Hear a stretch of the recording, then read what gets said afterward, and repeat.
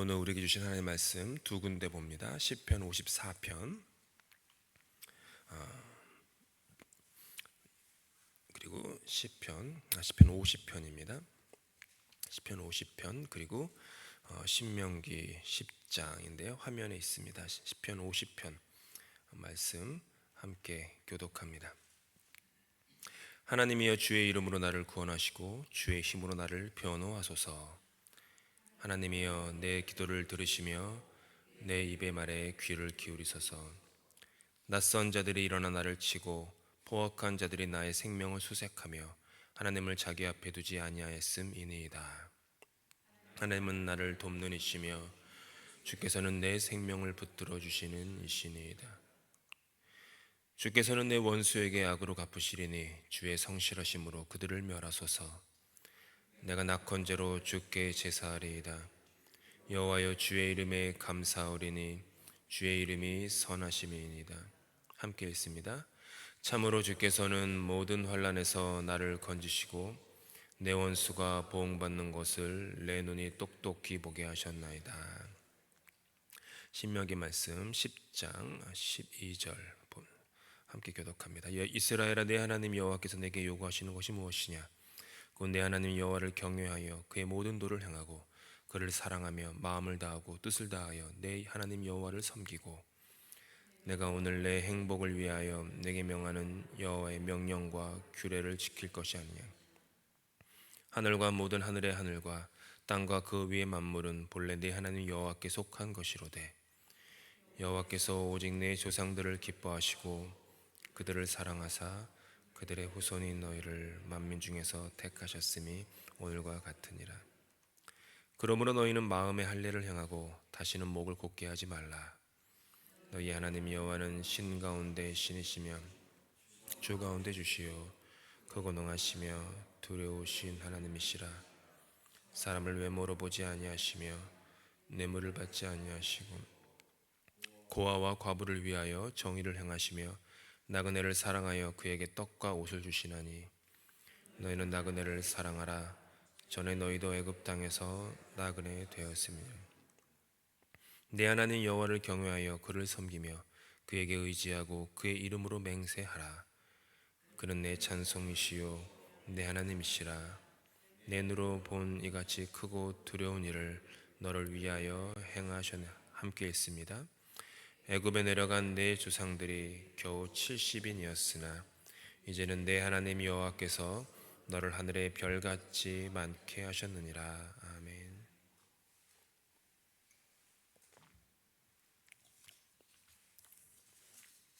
우리가 오늘 함께 읽은 시편 제일 앞에는 1절 전에는 이렇게 괄호처럼 쳐 있어가지고 시편의 배경에 대해서 설명을 해줍니다. 이렇게 써 있습니다. 다윗의 마스길, 인도자를 따라 현악에 맞춘 노래. 10사람이 사울에게 이르러 말하기를 다윗이 우리가 있는 곳에 숨지 아니하였나이까 하던 때에. 이때가 언제입니까? 다윗이 절박한 상황이었습니다. 사울 왕이 시기와 질투에 눈이 멀어 거의 정신병적으로 집착하여 다윗을 죽이려고 쫓아다닐 때, 그때 다윗이 숨어 있는 곳이 발각되었던 그때, 그 절박한 상황이었습니다. 그때 다윗은 하나님의 도우심을 구합니다. 4절에서 이렇게 말하죠. 하나님은 나를 돕는 이시며. 하나님이 나를 돕는다. 다윗은 그렇게 많지 않은 나이임에도 불구하고 이미 신앙의 그 경험이 있었습니다. 사람의 도움이 허사라는 것, 사람의 도움이 온전하지도 완전하지도 영원하지도 않음을 다윗은 잘 알고 있었습니다. 이렇게 절체절명의 위기에서 다윗은 노래합니다. 아니, 기도하는 거겠죠. 하나님은 나를 돕는 이시며. 어려움이 다윗을 애워싼 그때 다윗은 오직 하나님의 도움을 구합니다. 이것이 다윗이었습니다. 어려움 가운데 사람이 아닌 하나님을 의지했던 다윗. 그렇다면 어려움 가운데 곤란과 환란이, 내가 넘을 수 없는 그런 장벽들이 나의 삶을 둘러쌀 때 하나님을 구한다라는 것이 과연 무엇입니까? 신명기 말씀을 통해서 우리가 그것을 보길 원하는 것이죠. 우리가 함께 읽은 신명기에는 이스라엘을 사랑하시는 하나님이 나오고 있습니다. 하나님이 이스라엘을 사랑하신다. 그리고 하나님은 이스라엘 역시 하나님을 사랑하기를 바라십니다. 이 짧은 신명기 9절에 사랑이라는 단어가 4번이나 나옵니다. 하나님이 이스라엘을 사랑하신다. 하나님이 나를 사랑하신다. 그러니 너도 나를 사랑해라. 그리고 그 사랑은 어떤 형태로 구체적으로 삶에 나오냐 하면은 경외라는 것으로 나옵니다. 경외. 그래서 오늘 읽은 본문에 경외가 2번 나옵니다. 경외. 경외라는 것은 하나님이 명하신 것을 지켜 행하느냐 그러지 않느냐, 거기에 따라 경외가 증명됩니다. 하나님이 나에게 말씀하시는 그 명령을 내가 준행하며 사느냐, 그러면 나는 하나님을 경외하는 것입니다. 근데 하나님이 나에게 말씀하시는 것을 내가 지키지 않고 무시하며 사느냐, 그러면 경외하지 않는 것입니다. 그렇게 드러납니다. 그래서 하나님을 사랑한다라는 것은 이렇게 경외로 드러나는 것이죠. 그래서 마음을 다하고 뜻을 다하여 하나님을 섬겨라. 마음을 다하고 뜻을 다해서 하나님을 섬기는 것이 결국은 하나님의 말씀을 지키는 것이다. 16절에 이렇게 말씀하십니다. 그러므로 너희는 마음의 할례를 행하고 다시는 목을 곧게 하지 말라. 마음의 할례를 행해라. 마음에 하나님의 말씀인 언약을 깊게 새기라는 것입니다. 하나님의 말씀인 언약을 깊게 새겨라. 마음에. 그 언약은 무엇이냐? 하나님이 사랑하시는 분이다. 그 언약을 새기라는 거예요. 그래서 신명기 말씀이 계속 그렇게 반복되는 거죠. 하나님이 나를 끝까지 사랑하신다. 하나님이 나를 사랑하신다. 그 언약. 나의 연약함과 죄에도 불구하고 사랑하신다라는 것이죠. 이 언약이 마음에 깊게 새겨지게 되면서부터 나는 나를 향한 하나님의 사랑에서 결코 떠나지 말아야지, 결코 떠날 수 없어 라는 결단이 세워집니다. 그 결단이 세워진 사람의 고백이 로마서 8장의 고백이죠. 바울 사도가 말씀하시는 사망이나 생명이나 높음이나 깊음이나 천사나 모든 권세자들도 나를 예수 그리스도 안에 있는 하나님의 사랑에서 끊을 자가 없다. 하나님의 사랑에서 끊을 자가 없다. 이게 언약이에요. 언약. 하나님은 나를 사랑하시고 나는 하나님을 경외하는 이 관계가 세워진다는 거죠. 그러니까 하나님이 나를 사랑하시고 나는 하나님을 경외한다. 이 관계가 바로 언약의 관계. 왜 언약입니까? 언약이 가장 잘 드러나는 곳이 어디입니까? 결혼식입니다. 결혼식은 언약식입니다. 결혼식에 왜 언약을 합니까? 사랑해서 결혼하는 거 아닙니까? 나 당신 너무 사랑해. 검은 머리가 팥불이 되도록 우리 함께 살아요. 이렇게 사랑하는 감정, 이게 막 일어나니까 함께 살려고 하겠죠. 하지만 그것으로 되지 않는다라는 거예요. 언약, 약속. 때로는 당신을 향한 나의 마음이, 나의 감정이 예전 같지 못하고 나의 육신이 예전 같지 못하지만 나는 언제나 당신을 사랑하기로 결단합니다. 나의 모든 의지를 다해 당신을 사랑하기로 약속합니다 라는 거예요. 그래서 언약입니다. 언약은 그런 겁니다. 그냥 감정이 아니라 의지입니다. 결단입니다. 하나님이 이스라엘과 그런 관계를 맺기를 원하셨던 거예요. 얼마나 이스라엘이 연약한 이스라엘인지 너무 잘 아셨기 때문입니다. 조금만 힘들면 불평하고, 조금만 유혹이 오면 유혹에 집어삼킴 당해서 하나님을 쉽게 떠나버리는 이스라엘임을 알기 때문에 하나님은 그들과 언약, 마음의 할례, 그러니까 할례는 뭐예요? 그러니까 새기는 거죠. 거기에 마음에다가 글자를 파는 거예요. 지워지지 않게 그 언약을 맺으시는 것이죠. 그게 바로 언약, 약이죠. 언약, 신약, 구약, 곧 하나님의 말씀입니다. 이처럼 내가 주님께서 주신 언약 안에서 주님과 관계하고 이 땅에 사는 동안 주님을 경외하며 산다는 것은 다른 것으로 드러나지 않습니다. 하나님의 진리의 말씀을 깨닫는 것으로 귀결되기 마련입니다. 다른 길이 없습니다. 하나님의 말씀을 사람의 말보다 더 사랑하고 인정하는 것, 말씀이 내 영혼의 깊은 곳에 할례의 역사를 행함을 기대하는 것입니다. 그래서 히브리서 기자는 말하죠. 하나님의 말씀은 살았고 운동력이 있어서 좌우의 어떤 날선 검보다도 예리하여 혼과 영과 관절과 골수를 쪼개기까지 한다. 다 연결되는 거예요. 시편에서 나온 다윗의 그 인생의 곤궁한 상황, 신명기에 나오는 하나님이 이스라엘과 맺고자 하는 언약의 관계, 히브리서가 그리는 하나님의 말씀의 그 능력, 그 할례를 베푸는 능력, 내 마음의 깊은 곳을 다 감찰하시고 고치신다는 겁니다. 말씀이 사람을 고칩니다. 말씀이 사람을 고쳐요.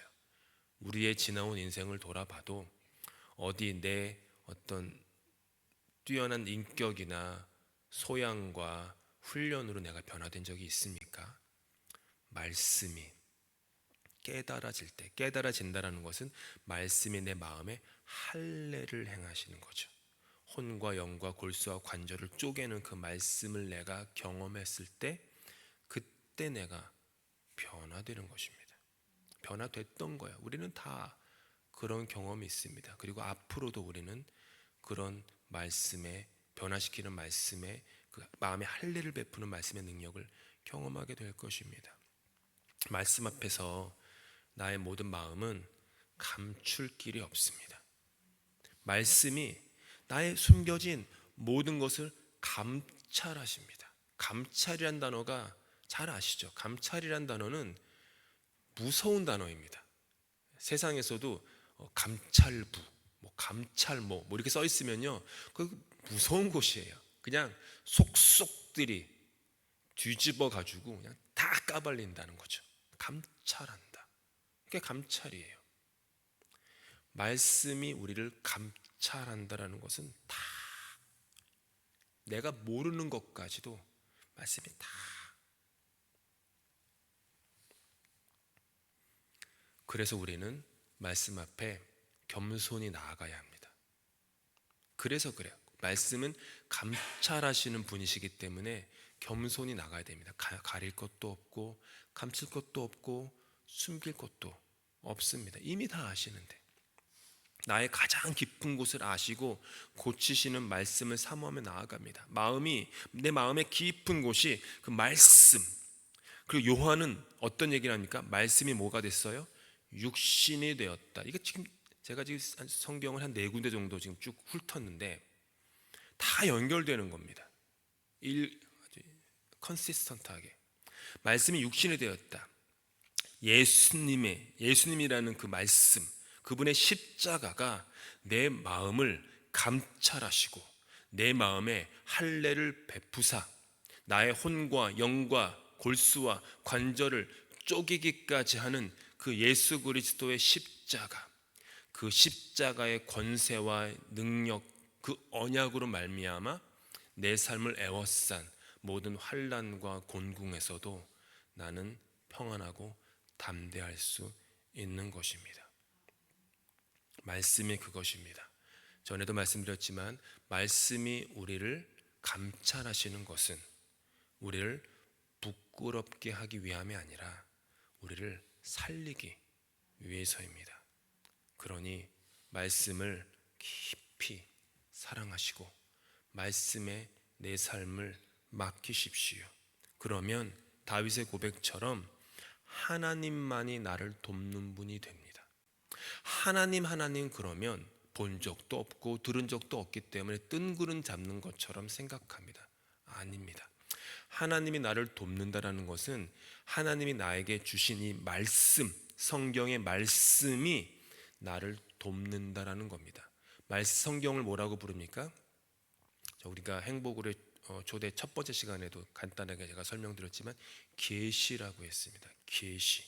인간의 가진 지식과 능력으로 하나님을 알 수 없기 때문에 하나님이 당신 스스로 나는 이런 하나님이야라는 것을 드러내신 것, 그게 계시입니다. 그리고 성경을 우리는 계시의 말씀이라고 부릅니다. 곧 성경을 알면 하나님을 아는 것이고 성경을 모르면 하나님을 모르는 것입니다. 그리고 제가 늘 강조하듯이 안다라는 것은 머리에서 아는 것만이 아니라 머리에서 가슴으로 알아야 되고 가슴에서 이 배까지 내려가는 여기서 여기까지 30cm 그리고 가슴에서 배까지 30cm 이 여정을 내려가야만 아는 것입니다. 그걸 뭐라고 그래요? 깨달음이라고 합니다. 깨달음은 여기서 머리에서 생기지 않습니다. 머리에서 가슴으로 내려갈 때 아하 하는 깨달음이 생기고 가슴에서 이 배꼽으로 하나님의 말씀을 깨달을 때 내려갈 때 그때 우리는 깨닫는 것입니다.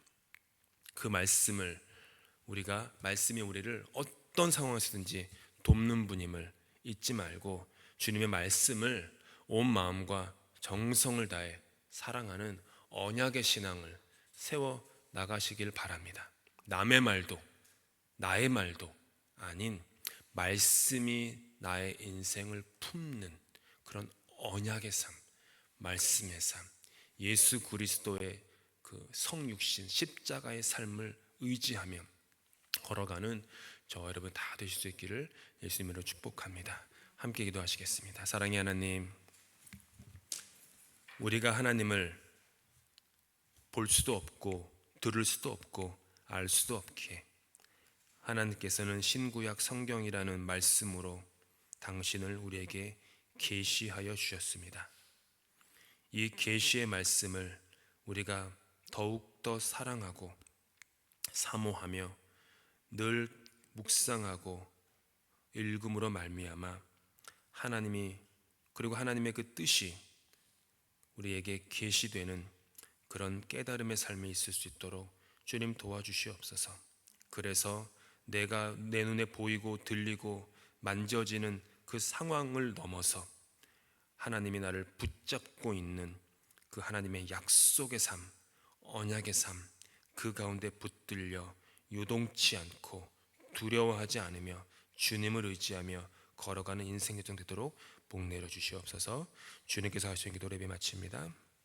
하늘에 계신 우리 아버지의 이름을 거룩하게 하시며 아버지 나라가 오게 하시며 아버지의 뜻이 하늘에서와 같이 땅에서도 이루어지게 하소서.